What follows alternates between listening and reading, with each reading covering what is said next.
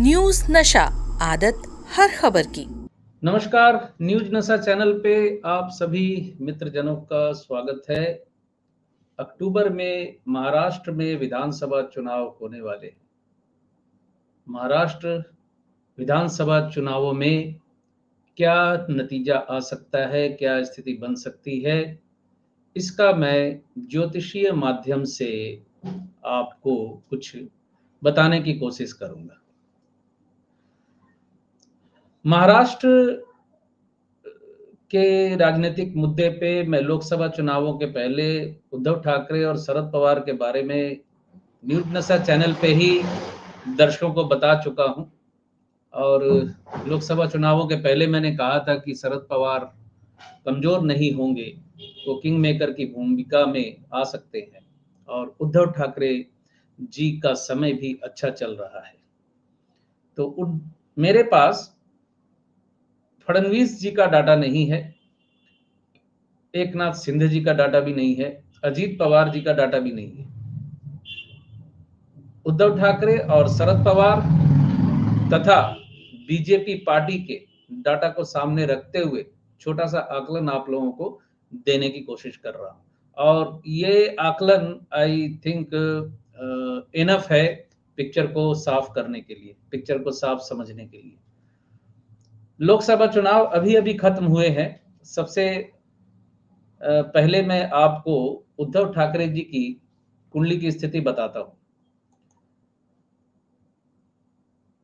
उद्धव ठाकरे जी की कुंडली की कन्या लगन की कुंडली और सिंह राशि की कुंडली है और गुरु की महादशा चल रही है 2012 से, अक्टूबर 2012 से जो अक्टूबर 2028 तक चलेगी। और गुरु की महादशा में 25 फरवरी 2024 से चंद्रमा की अंतर्दशा शुरू हुई है। चंद्रमा द्वादश में स्वग्रही है, लेकिन चंद्रमा शुक्र के नक्षत्र में है और शुक्र एकादश में बैठा हुआ है। बिल्कुल स्पष्ट है यहाँ स्थिति। अब आप समझिए, ये चंद्रमा की अंतर्दशा चलेगी जून 2025 तक। तो जून 2025 तक उद्धव ठाकरे जी किसी भी प्रकार के चुनाव या किसी भी प्रकार के निर्णय अगर लेते हैं तो उद्धव ठाकरे जी को सफलता के आसार ज्यादा बने हुए हैं, क्योंकि एकादश भाव डिजायर फुलफिलमेंट, इच्छा पूर्ति का भाव होता है। तो किसी भी ग्रह की दशा अंतरदशा जब एकादश से कनेक्टेड होती है तो उस दशा अंतरदशा में जातक को असफलता बहुत रेयर ही मिलती है। यानी जातक 95% सक्सेस रेट लेकर आता है। और फरवरी 2024 से ये शुरू हुई है अंतरदशा, 25 फरवरी 2024 से।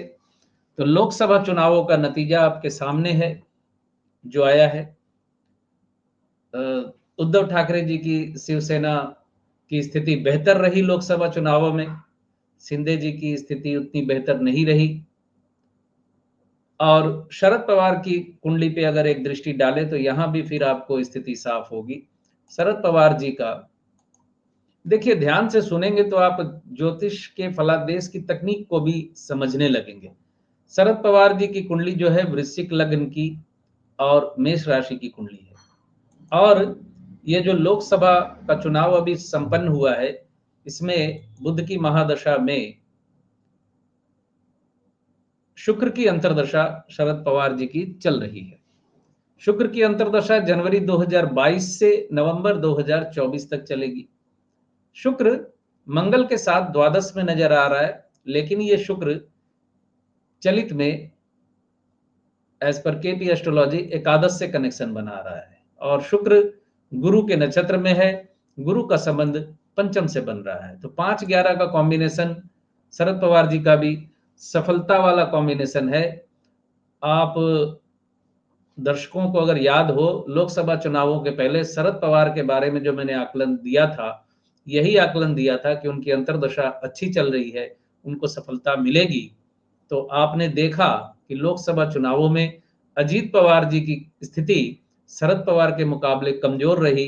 शरद पवार मजबूत होकर उभरे, शरद पवार की एनसीपी पार्टी मजबूत होकर उभरी। तो इन दोनों का आकलन तो मैंने आप लोगों के सामने रख दिया। और ध्यान रखें इस चीज को कि उद्धव ठाकरे जी की जो अंतर्दशा है वो 2025 तक है, जून 25 तक।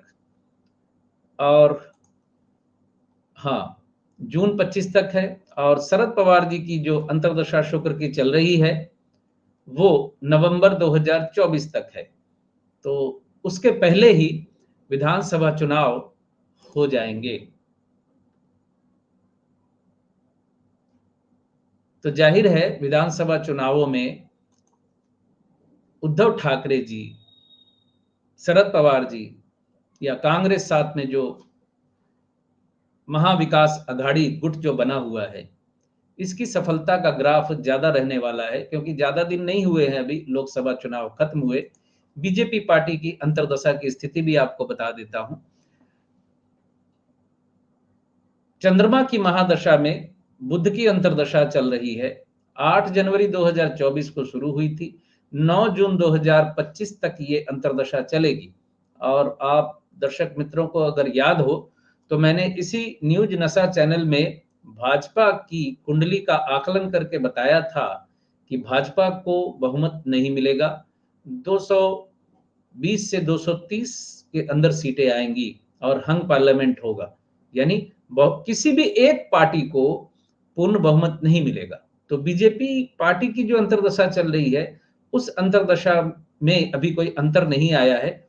ये अंतर्दशा चलेगी आपकी 9 जून 2025 तक। तो आने वाले विधानसभा चुनावों में जो स्थिति होने वाली है वो तस्वीर आपके सामने लगभग साफ है। और मैं जितना डाटा मेरे पास उपलब्ध है उसके आधार पर मैं कह सकता हूं कि महाराष्ट्र विधानसभा चुनावों में बीजेपी की स्थिति कमजोर है। महाविकास आघाड़ी की सरकार महाराष्ट्र विधानसभा चुनावों में बनने जा रही है और उद्धव ठाकरे जी की स्थिति मजबूत है। 99% चांसेस है कि उद्धव ठाकरे जी मुख्यमंत्री बनेंगे महाराष्ट्र विधानसभा चुनावों के बाद। भाजपा की स्थिति कमजोर है। आपको मैं मतलब एक सिंपल तरीके में अगर बता दूं तो बीजेपी की जो स्थिति है कम से कम 9 जून 2025 तक लगभग ऐसी ही है। 9 जून 2025 तक भाजपा जितने भी चुनावों में जाएगी उन सभी चुनावों में भाजपा को कोई बहुत बड़ी सफलता मिलती नजर नहीं आ रही। अभी फिलहाल इतने तक ही बता रहा हूं, बाद का आकलन फिर बाद में आप लोगों को बता दूंगा। और सुनना ही चाहते हैं तो एक लाइन में सुन लीजिए। जनवरी 2026 तक बीजेपी की स्थिति अच्छी नहीं है। जनवरी 2026 के बाद भाजपा की स्थिति थोड़ी बेहतर होना शुरू होगी। अभी फिलहाल जनवरी 2026 तक भाजपा जितने भी चुनावों में जाएगी उनमें 80 to 90% चुनावों में, यानी 80 से 90% बीजेपी की हार या सेटबैक होने के चांसेस हैं। यानी पार्टी के तौर पे बीजेपी अभी फिलहाल कोई बड़ी सफलता का मुंह नहीं देख पाएगी। और वैसे भी बड़ी डामाडोल स्थिति है। अभी पता नहीं आने वाले एक साल के अंदर क्या हो सकता है और ऊंट किस करवट बैठ सकता है। इन स्थितियों पे अभी मैं भी नजर रखे हुए हूं। हालांकि बड़ी जल्दी जल्दी फलादेश नहीं होते गंभीरता से इस तरीके से, और सिर्फ मुहूर्त कुंडली को पकड़कर इतना साफ फलादेश कभी नहीं होता। इसलिए मैं उस पर कोई फलादेश कर नहीं रहा, क्योंकि मतलब एक नियम के तौर पे आपको बता दूं कि सिर्फ मुहूर्त कुंडली सब कुछ फाइनल नहीं कर देती। हर व्यक्ति की जन्म कुंडली ज्यादा इफेक्टिव होती है।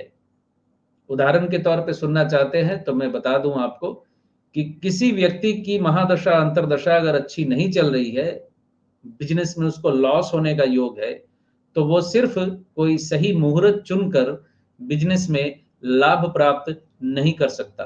अगर इतना आसान होता तो फिर कोई दुनिया में दुखी ही नहीं होता। तो बहुत बहुत धन्यवाद आप सभी मित्रों का। खुश रहिए, स्वस्थ रहिए। नमस्कार। और आप हमसे जुड़े रहने के लिए सब्सक्राइब करें YouTube पर, फॉलो करें ट्विटर पर और लाइक करें Facebook पर। और ज्यादा जानकारी के लिए आपको